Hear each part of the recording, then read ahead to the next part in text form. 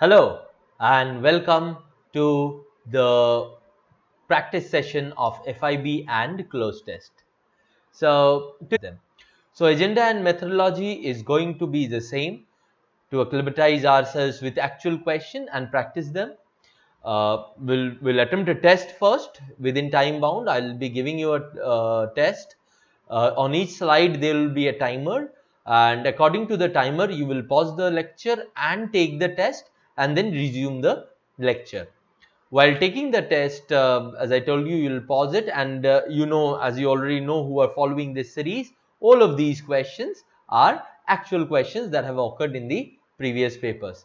Then at the end we will discuss the solution, and when we discuss the solution you would also go forward and check the answers that you have attempted, questions that you have attempted, the answers you'll check them out and see how many of them are correct and how many of them are wrong. So at the end of the day you would know how much you have scored and and what that score means. Is it good, is it very good, or is it average or below average, right? So let's start with the test first.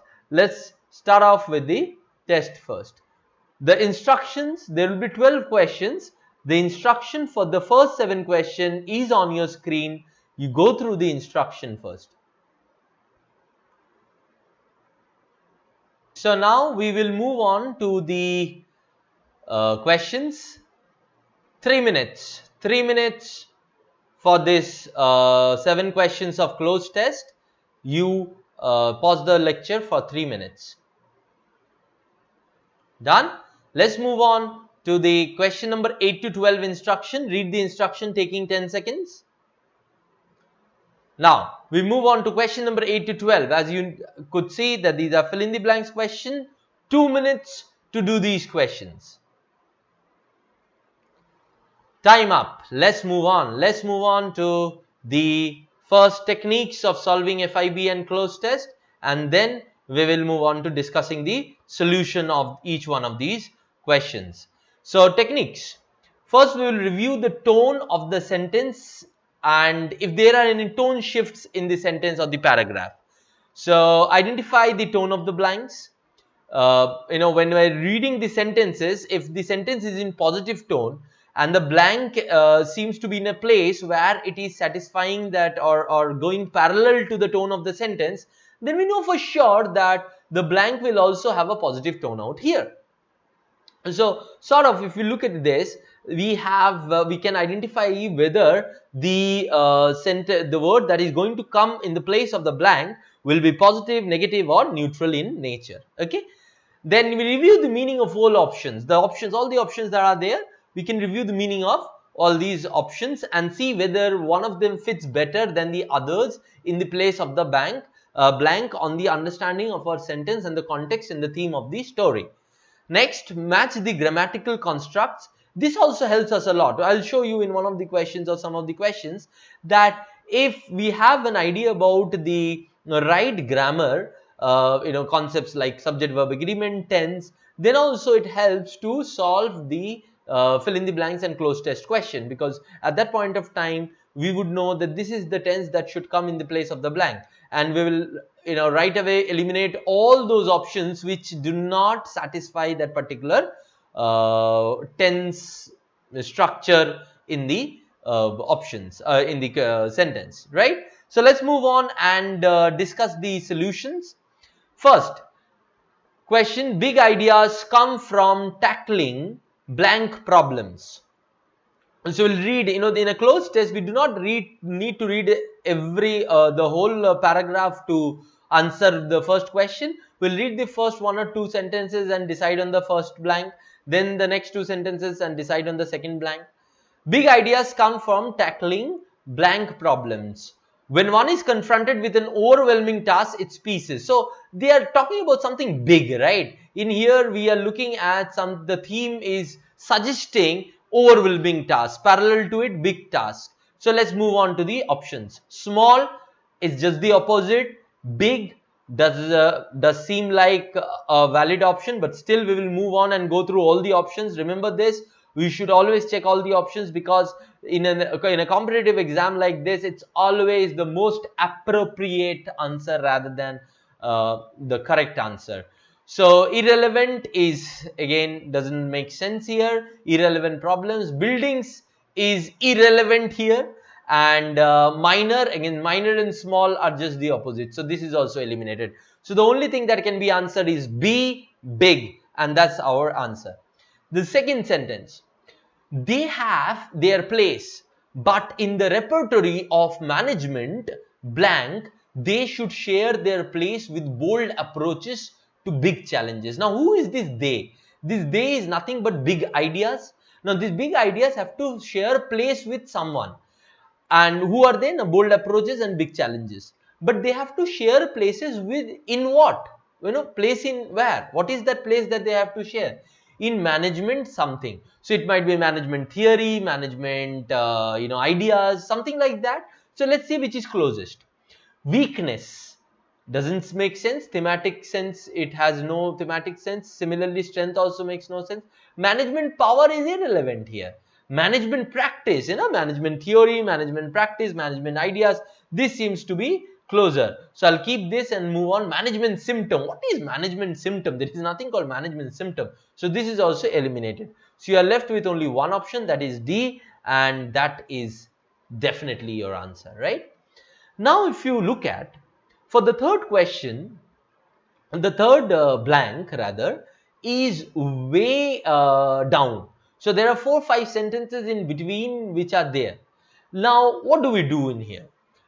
If you're a good reader and you have an idea about how, you are a very voracious reader and you have an idea about how writers write, then you can skip this. And if you're not a good reader, if you don't feel very comfortable, you're not a very voracious reader, then read these 4 lines. It will not take much time. It will take hardly 15-20 seconds extra, but it will be worth it. So I'll just leave these 4 lines so that we can see that whether leaving these 4 lines also we are able to do this question or not. The most complex workplaces are tertiary care hospitals. These seem to be a standalone kind of statements. These vast, now obviously they are talking about these workplaces, that is these hospitals. These vast blank employ tens of thousands of people who under one roof do everything from neurosurgery to laundry. So first of all, there is a verb here which is employ, and this is a plural verb. So I know for sure that here would be a subject or a noun, and that noun has to be plural in nature because plural verb has been used. So that's where grammar brings us. So I will eliminate all the singular nouns and the irrelevant options. So houses can be kept, but houses does not feel thematically correct with hospitals or matching with hospital. So I can eliminate it, but still I'll keep it. Institute is eliminated because singular. Demagogue does not make any sense. Demagogue is normally a political leader, refers to a political leader or a person who seeks support from controversies. Okay. Then forts and hospital again makes no sense, but still keep it because plural. Enterprises is related to business, is related to management, is much better word than forts and houses to refer to for hospitals. So hence I'll go with enterprises. So our answer is E, enterprises. Clear? Okay, chalo. Let's move on to the next one. Each patient, will start a little ahead. Each patient, that is to say each job, calls on a different set of people with a different constellation of blank. Even when the two patients have the same diagnosis, success may be blank differently. Now I need option, because in one sentence there are 2 blanks, and without option will not be able to identify where the sentence is moving, right? So I can understand for this for very surely that set of people with a different constellation of their abilities, their skill set is what they are trying to say in here. And a success may be blank differently. Success may come differently in different ways due to different patients. So let's look at the 4th and the 5th option. Barbarity, constellation of barbarity, is it possible? Is it not irrelevant? Yes, it's irrelevant. Talents, maybe constellation of talents. And then it's constellation of skills. Now when it comes to your job, you are supposed to do something. So between talents and skills, skills is better, right? Because skills talks about your ability to do it. Talents can be latent too. You know, talents can be that something which has not been translated to skills, but skills are something that you can do. Talents, maybe it's hidden, but you are not aware of it, or you cannot do it. So between skills and talents in this particular scenario, where we are talking about treating people which uh, needs skills, skills is better than talent. So till now C is the best one.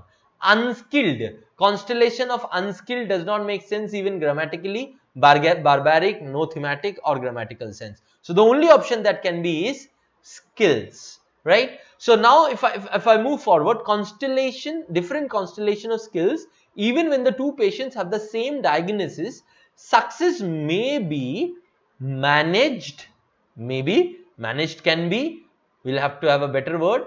Officious, officious is irrelevant here. Delivered is irrelevant here. We do not deliver success. Success can be measured, yes.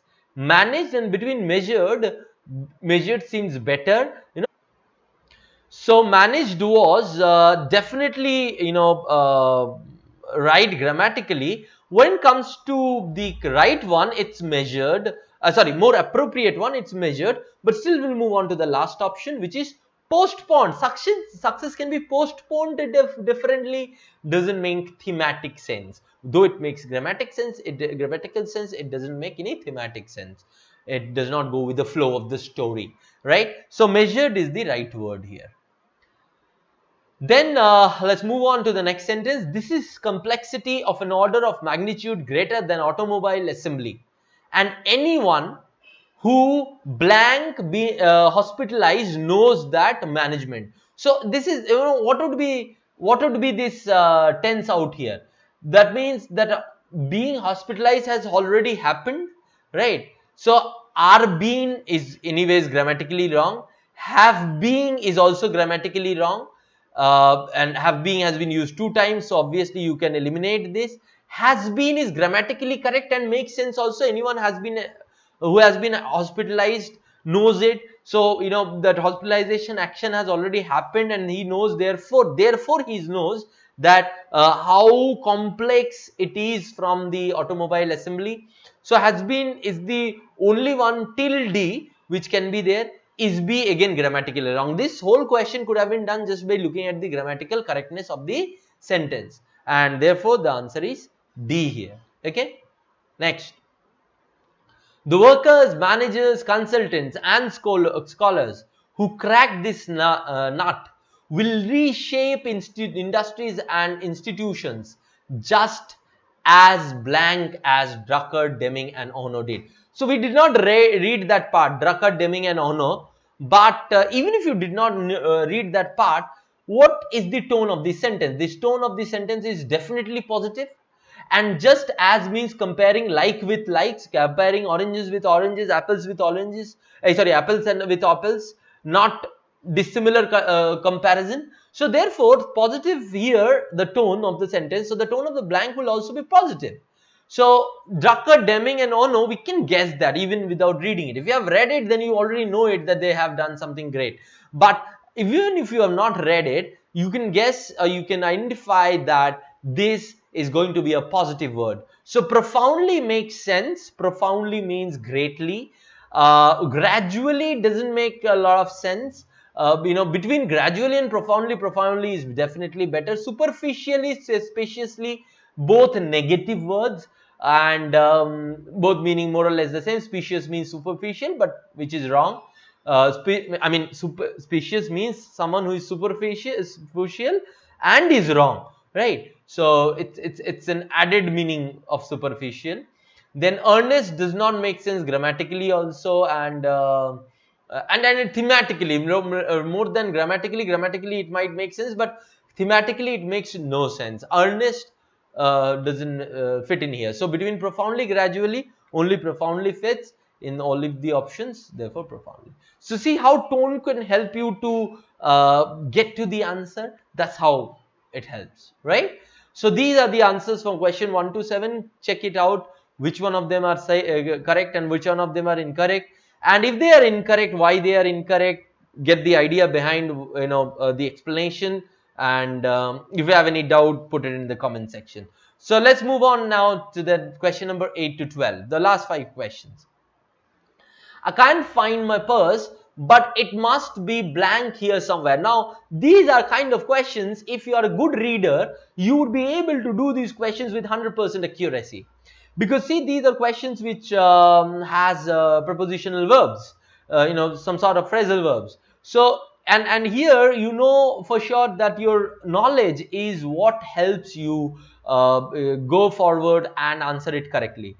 And how do you have knowledge about these phrasal verbs, prepositional verbs? Simple, by reading more and more and more. Now, a lot of people go forward and mug up a dictionary or a word list of prepositional verbs. That might help, but that is less efficient than good reading habit. So my dear friends, I always focus on a better reading habit to be good at English, and especially when it comes to vocabulary applications such as this, rather than just mugging up the word meanings and not knowing the usages of them, right? So what we'll do is that, as a favor, we will also discuss the all the options, so that after today's class, when you go back, you know that you know the meaning of all these prepositional verbs and phrasal verbs, and so that if these one of these are repeated, the not words, obviously the prepositional verbs, if they are repeated, you know the meaning of it. So there are around 5 into 5, 25 phrasal verbs. We'll be discussing almost all of them, right? So that's also an added thing that we'll get to from today's class. So let's see what are the meanings of this. Floating around. Now, floating around means somewhere near but not visible. So that's the meaning of floating around. Flipping out. Flipping out means to react excitedly. And it's also used for when someone goes mad, we can refer to him as he flipped out, right? So there are multiple meanings to flipping out. One is to react excitedly, and another is to refer to people who have gone mad in any way. Fooling around. Now, fooling around, it's a very commonly used phrase. I'm sure that you know it used for in multiple cases, but related. It is used for if someone is cheating on his or her partner, then he or she is fooling around, committing adultery. Or it's also used for people who are practical jokers. They fool around, they do not do anything, something which is useful, wasting time. So there are multiple ways you can use it. These are some of the main ones. Going beyond is a very simple one. Going beyond is to surpass, outweigh, move beyond something. Going beyond the call of duty, surpass the call of duty and serve. Going around again, multiple usage. To go around is, but the widely known usage is for something which is widely known. We use it for something which is widely known, going around. So this news is going around, that means this news is widely known as of now. So if you compare now the meanings of this, now that's what we would do. You're not able to find the purse. So it's somewhere here, but it's not visible. So what is the best option? Floating around is the best option. So your answer is floating around. Clear? 8A. Now let's move on and read the second sentence and evaluate all the meanings of the phrasal verbs here. Try and blank the aspects of your background which make you especially suitable for the job you have applied for. So try and do what? Pull out. Now what is pull out? Pull out means to withdraw. So would you say that try and withdraw the aspects of your background? No. Pick out. Pick out means appoint or choose. So try and choose the aspect of your background. Maybe. Pick up. Pick up means to acquire, learn. Try and acquire the aspects of your background. No, doesn't make thematic sense. Pick on. Pick on, we pick on fights, to tease, to bully, right? So that also does not thematically make sense. Pile up is to collect and collect. So that's also the is lesser sense than B. So you have the answer as pick out. Okay. 10th one. Many men began to blank the rights of women and children. So let's evaluate. Stick to. Stick to means to adhere or follow, right? So would it be here? No. Stick out. Stick out, is to become noticeable. For example, if there is, if you, if I fall somewhere and I have a protrusion, I have a inflammation on my head, so that's sticking out. My bone is sticking out, so it has become noticeable, prominent, right? So that's also not right here. Stick with, simple, to accompany, which is also not right here. Stick up for, now this is the best one here. Stick up for means stand up for, support. So what are we trying to say? Many men began to support the rights of women or stand up for the women and children's rights. So this makes more sense. Stick in means insert. Now insert the rights of women and children doesn't make any sense. So stick up for is the right word, right? Chalo. Next question, 11.